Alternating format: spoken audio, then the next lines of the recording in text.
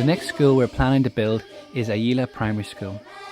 We've called it the £5 school because we're trying to raise money to build it by getting thousands of people to donate just £5 each. Ayila Primary is found in Gulu in northern Uganda. When we first went to Gulu, it was a very different place than it is now. A rebel group called the Lord's Resistance Army, the LRA, had massacred hundreds of people in the area and abducted many children, forcing them to be child soldiers.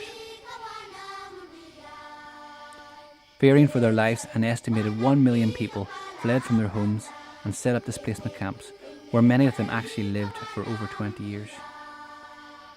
The LRA eventually were forced to retreat into southern Sudan and Congo. Since 2009, the people of Gulu started to return to their homes to farm their lands and to build their lives again. In a recent trip to Uganda, I went to see the existing school at Ayila to see how the kids were getting on. The journey there was long and difficult, but eventually we arrived.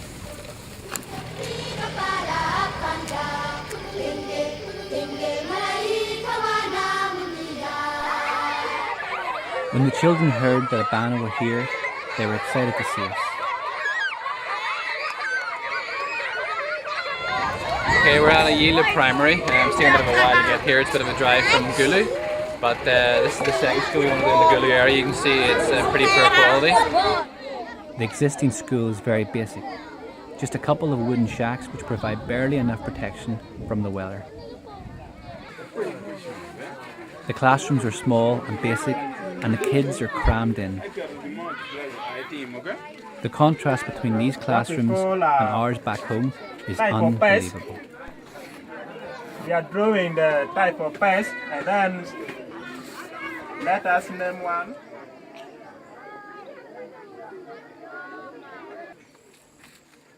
The P7 classroom is no more than the shade of a tree. These children are preparing for their exams, but it's hard to concentrate in these conditions, especially on algebra. The staff room is hardly fit for purpose either.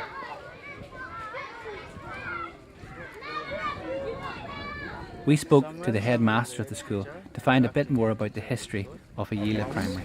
Okay, so how long has this school been established for? The school started a long time ago.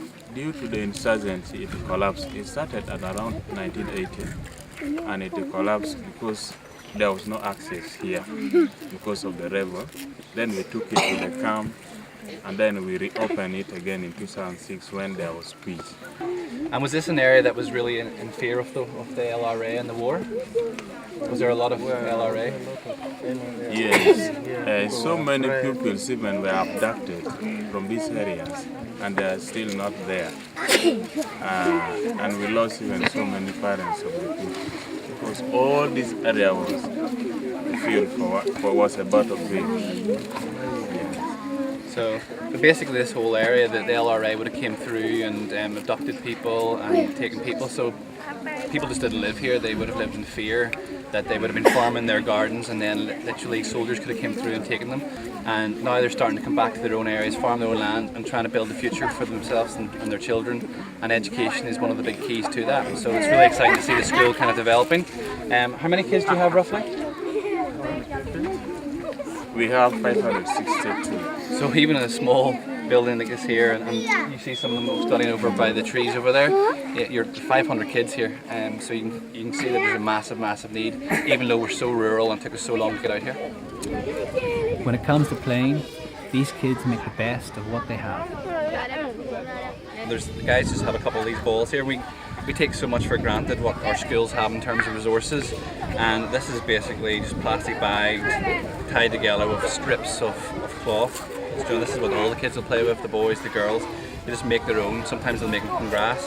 We hope to, when we build this in a new school, to be able to give them some better resources as well. But this is rural African sports.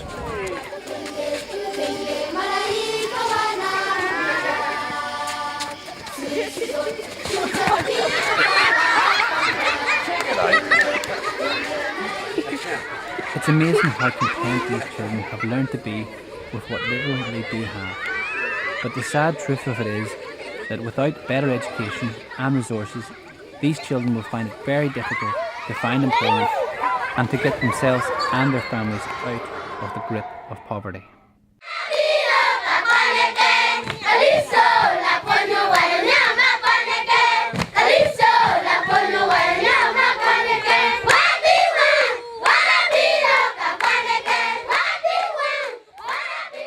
I just want to say thanks to everybody who's raised money for it. The £5 school so far. The good news is that hopefully we're going to start building within the next month or two. We're just finishing off some other building projects we have, and we only have enough money to build half. So we will start updating you guys as soon as we can on the progress of the build, but we still need your support by telling people, because we want to build a second half of it as well, and 500 kids go to school here, but the first half won't obviously cope with all the full 500 kids. So once you start seeing the progress of the first one, please, please, please keep telling people so we can get these kids a proper education.